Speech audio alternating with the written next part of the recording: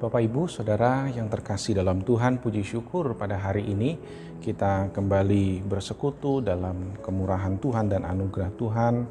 Di hari Minggu kita hari ini mengingat akan turunnya Roh Kudus kepada setiap orang-orang yang percaya di Yerusalem.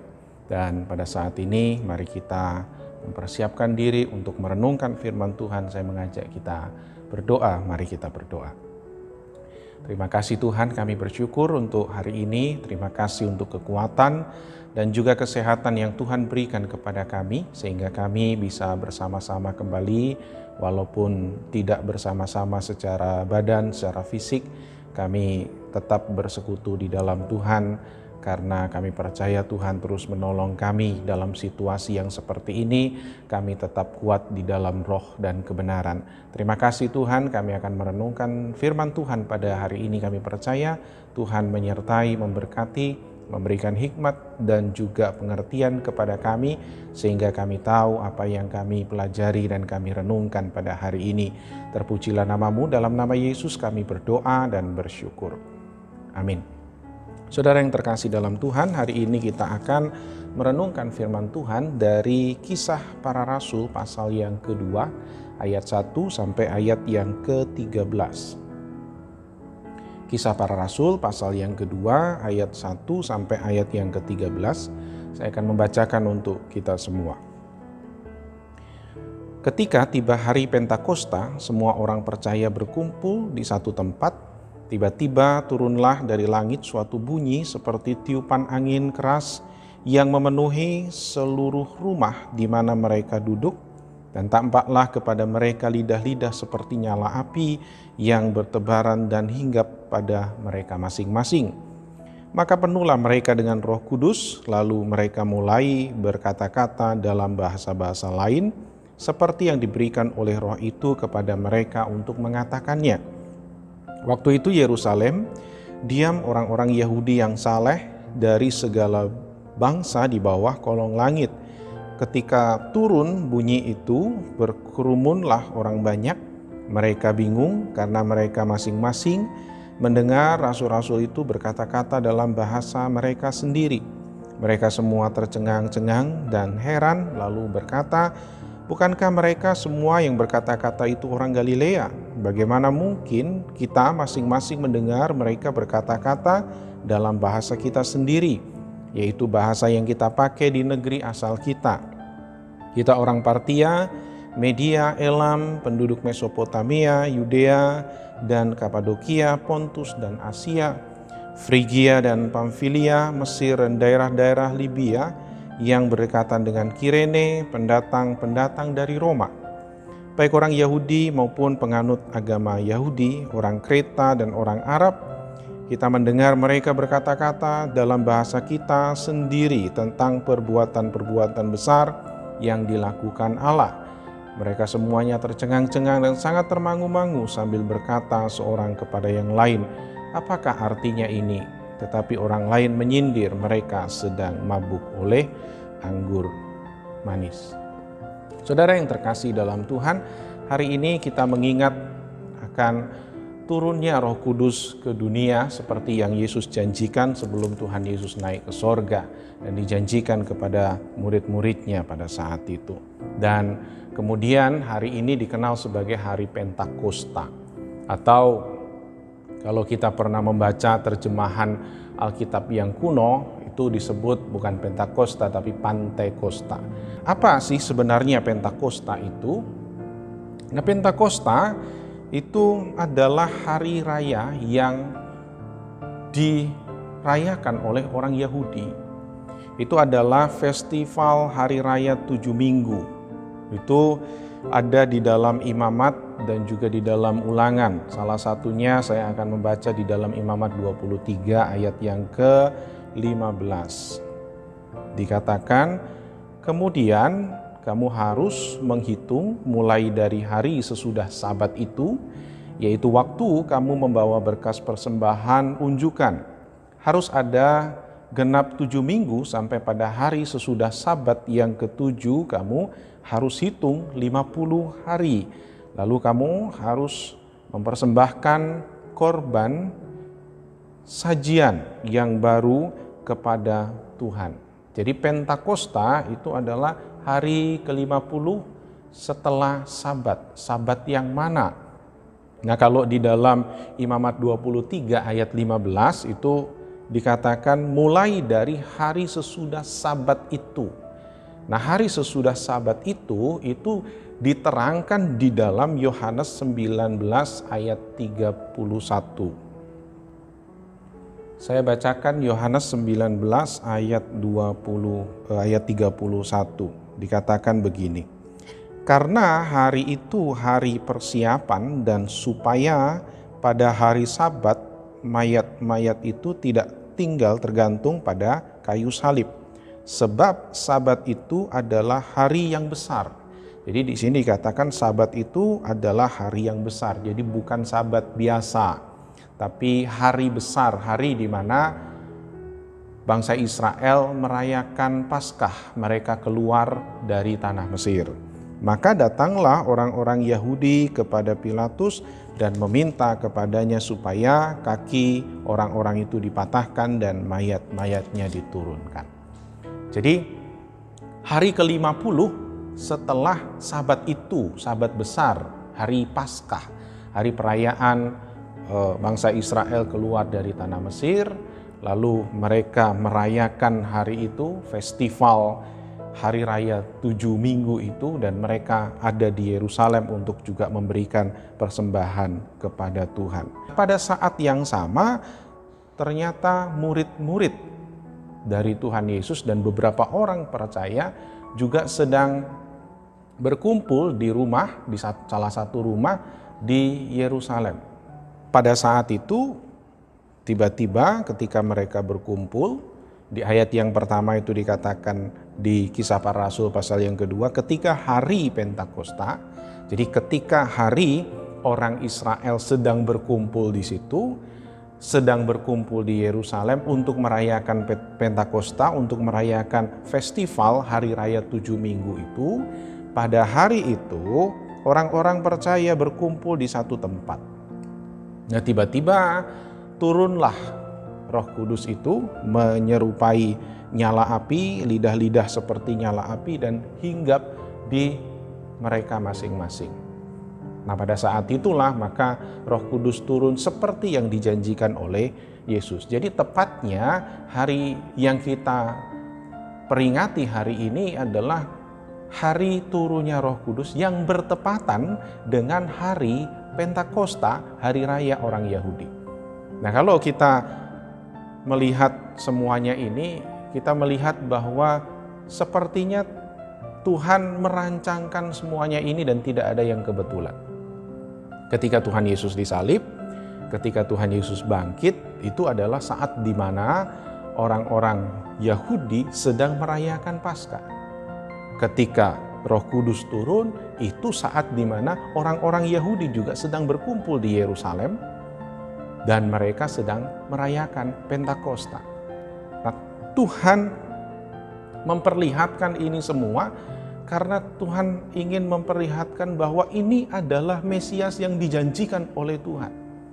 Tapi ternyata bangsa Israel, orang Yahudi, sampai detik ini pun, pada saat detik di mana Roh Kudus turun, saat mereka merayakan Pentakosta, mereka pun tetap tidak percaya kepada Tuhan. Bahkan mereka menyindir, katanya orang-orang itu sedang mabuk oleh anggur.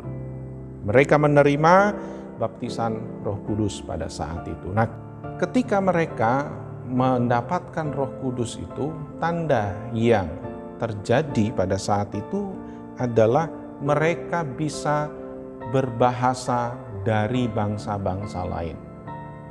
Padahal mereka adalah orang-orang Yahudi yang mungkin kebanyakan dari mereka tidak tahu bahasa-bahasa di luar itu, kecuali orang-orang Yahudi yang sudah pergi kemana-mana. Nah, ini kan ada orang-orang Yahudi yang sudah dari Partia, Media, Elam, Mesopotamia, Yudea, Kapadokia, Pontus, Asia, dan seterusnya. Orang-orang itu datang dari negara-negara mereka karena orang-orang Yahudi tersebar kemana-mana.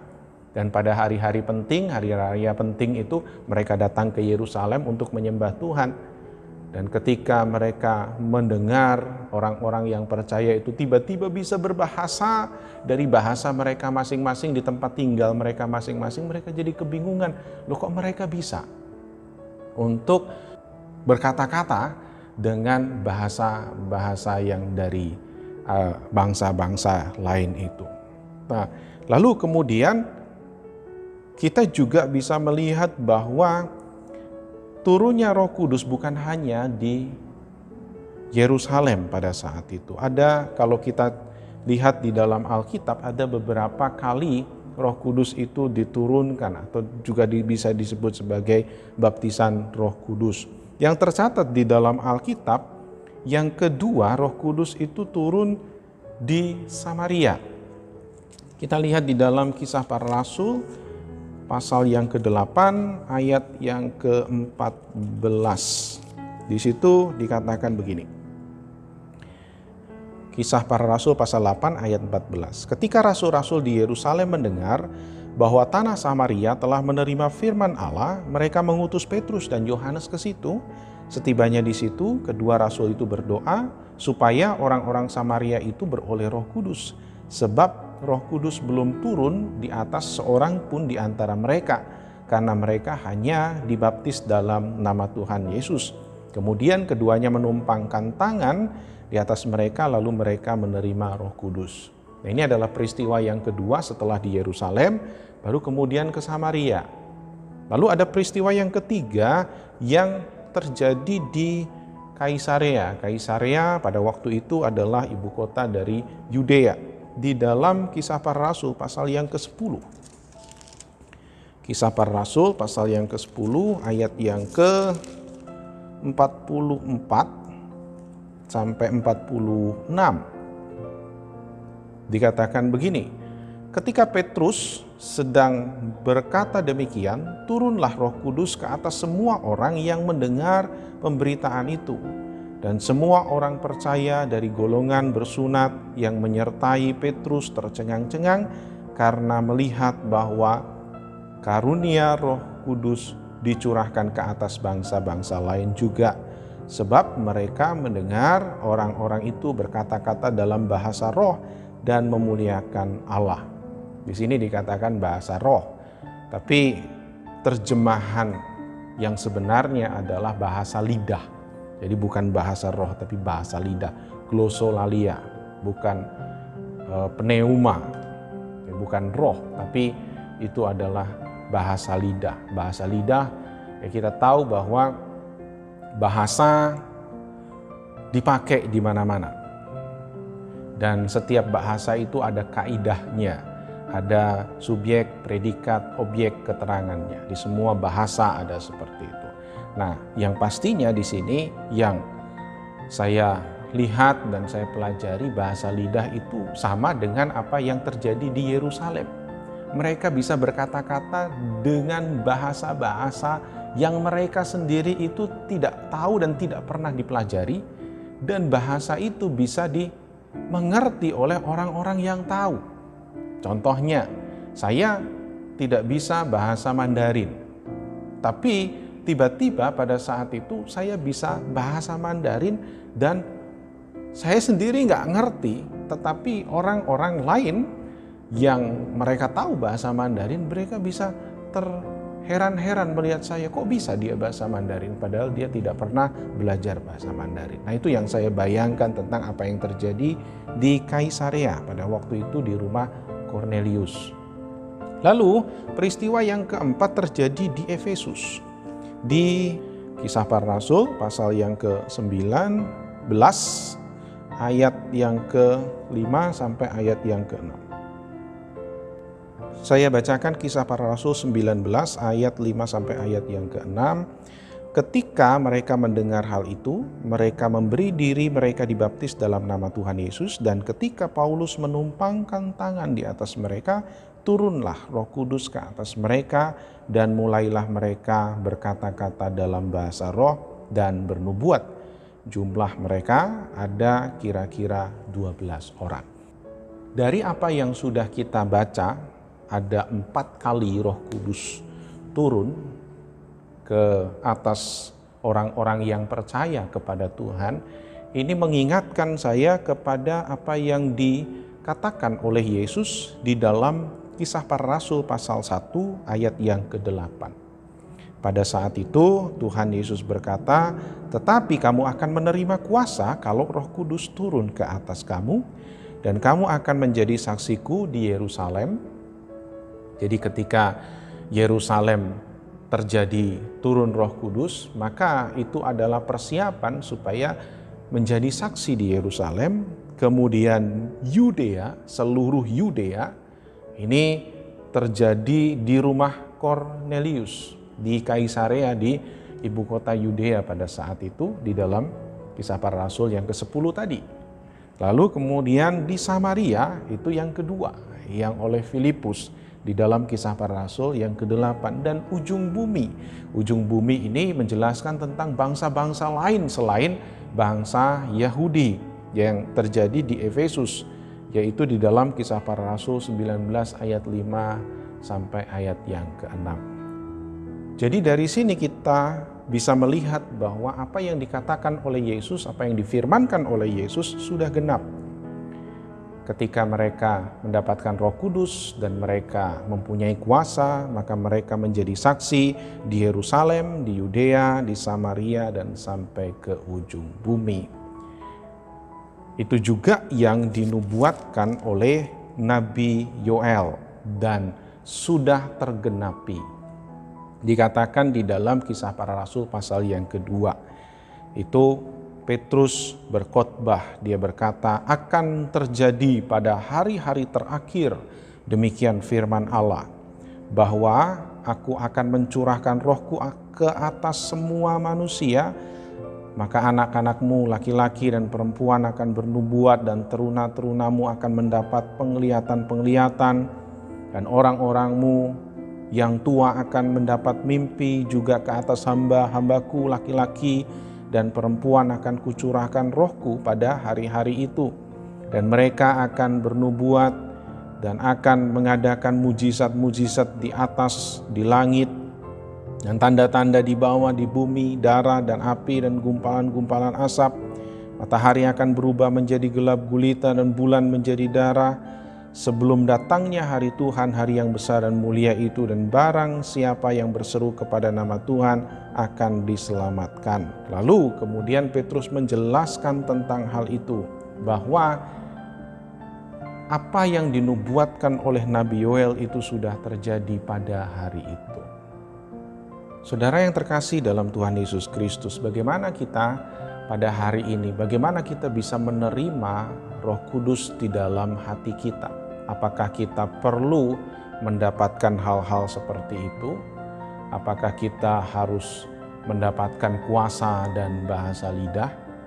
Efesus pasal 1 ayat yang ke-13 dikatakan, "Di dalam Dia kamu juga, karena kamu telah mendengar firman kebenaran, yaitu Injil keselamatan, di dalam Dia kamu juga ketika kamu percaya dimateraikan dengan Roh Kudus yang dijanjikannya itu." Dan Roh Kudus itu adalah jaminan bagian kita sampai kita memperoleh seluruhnya, yaitu penebusan yang menjadikan kita milik Allah untuk memuji kemuliaannya. Saudara yang terkasih dalam Tuhan, kita tidak perlu mencari-cari bagaimana supaya kita dipenuhi oleh Roh Kudus. Kita tidak perlu iri dengan para rasul dan orang-orang pada zaman itu yang mereka bisa mengatakan bahasa-bahasa lidah.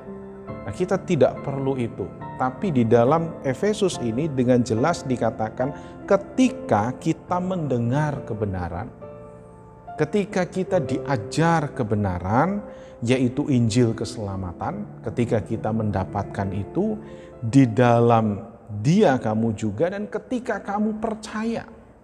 Jadi ketika kita mendengar Injil keselamatan itu, Injil kebenaran itu, lalu kemudian kita percaya sungguh-sungguh. kita bertobat, kita lahir baru, dan kita percaya sungguh-sungguh kepada Tuhan, pada saat itulah kita dikatakan apa? Dimateraikan dengan Roh Kudus yang dijanjikannya itu. Jadi kita tidak perlu dengan berbagai macam manifestasi-manifestasi yang dicari oleh banyak orang. Dan kita juga tidak perlu harus seperti orang pada zaman dulu dengan ada tanda-tanda lidah api atau bergetar-getar dan kejang-kejang dan lain sebagainya. Bapak Ibu Saudara yang terkasih dalam Tuhan, kita tidak perlu mencari itu. Yang kita cari apa? Kita cari kebenaran. Kita cari firman Tuhan itu, Injil keselamatan itu yang kita cari, itu yang kita gali, itu yang kita percayai, itu yang menjadi pedoman di dalam kehidupan kita.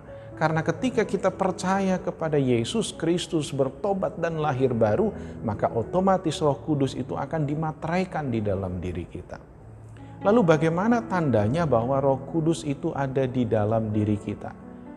Ketika kita ingin melakukan kesalahan, ingin melakukan dosa, tetapi ada keraguan-raguan di sana dan ada kekuatan yang berbeda di dalam diri kita yang mengatakan dalam hati kita supaya kita jangan lakukan itu, dan ternyata kita tidak melakukan itu.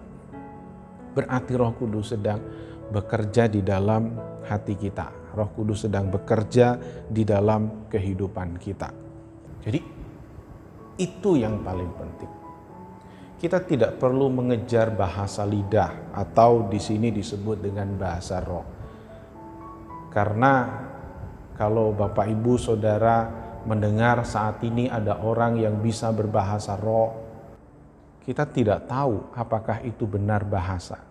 Karena kalau dilihat dari kaidah bahasanya harus ada subjek, predikat, objek. Dan harus ada orang yang bisa menerjemahkan. Karena kalau tidak begitu, bahasa yang diulang-ulang itu lebih mirip seperti mantra daripada bahasa yang dimengerti. Sekalipun itu bahasa malaikat mungkin, tetapi pasti ada kaidahnya.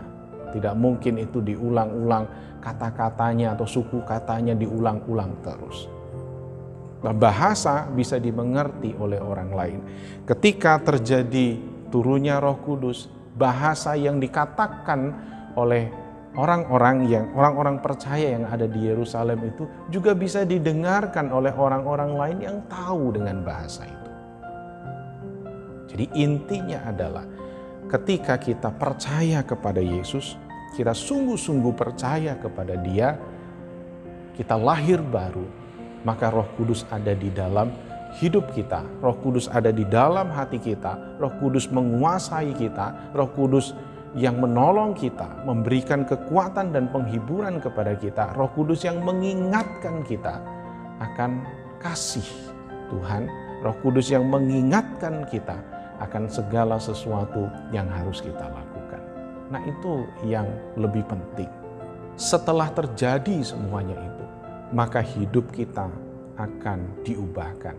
Lalu tugas kita adalah menjadi saksi, baik lewat perkataan kita yang kita sampaikan, karena di dalam mulut kita ada firman Tuhan yang bisa kita sampaikan kepada orang lain.